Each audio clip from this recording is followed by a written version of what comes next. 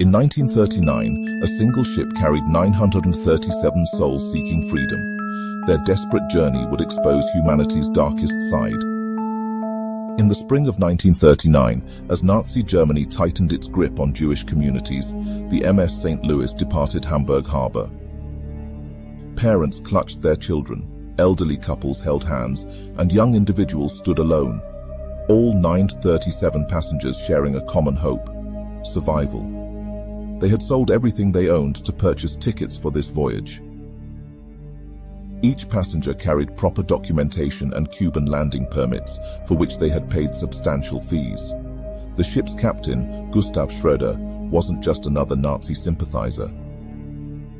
He treated his Jewish passengers with unusual dignity, allowing them to practice their religious ceremonies and ordering his crew to show respect. But their dream of freedom was about to transform into a nightmare. As the St. Louis approached Havana harbor, Cuban President Federico Laredo Bru suddenly invalidated their permits. Only 28 passengers with valid US visas were allowed to step onto Cuban soil. The remaining 909 souls watched their hopes crumble as they floated in sight of freedom. Captain Schroder refused to return to Germany immediately. Instead, he steered the ship toward Florida, coming so close to Miami's shores that passengers could see the city lights.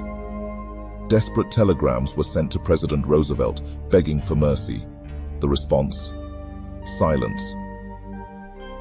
Coast Guard vessels shadowed the St. Louis, ensuring no desperate refugee could swim to shore.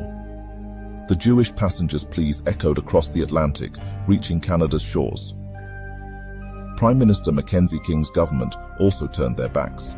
The ship became known as the Voyage of the Damned, floating between nations, rejected by all. Running low on supplies and options, the St. Louis was forced to return to Europe. 4 countries, Britain, France, Belgium, and the Netherlands, finally agreed to take the refugees. But this temporary sanctuary proved fatal for many.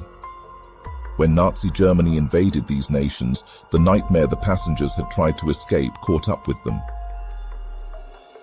254 passengers who had been so close to freedom perished in concentration camps. Among them was a 6-year-old boy who had celebrated his birthday aboard the St. Louis. The most chilling aspect? Intelligence reports later revealed that the US State Department had deliberately delayed processing Jewish refugee visas, knowing full well the consequences. Their excuse? National security concerns. The true reason? Deep-rooted anti-Semitism within the American government. The MS St. Louis became more than a ship.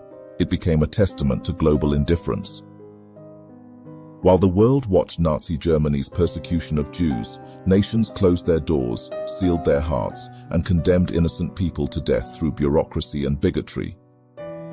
These 937 passengers weren't just statistics. They were doctors, teachers, artists, and children with dreams. Their journey exposed how genocide isn't just enabled by perpetrators, but by the silence and inaction of bystanders. The Voyage of the Damned remains one of history's most haunting examples of humanity's capacity for indifference in the face of unspeakable cruelty.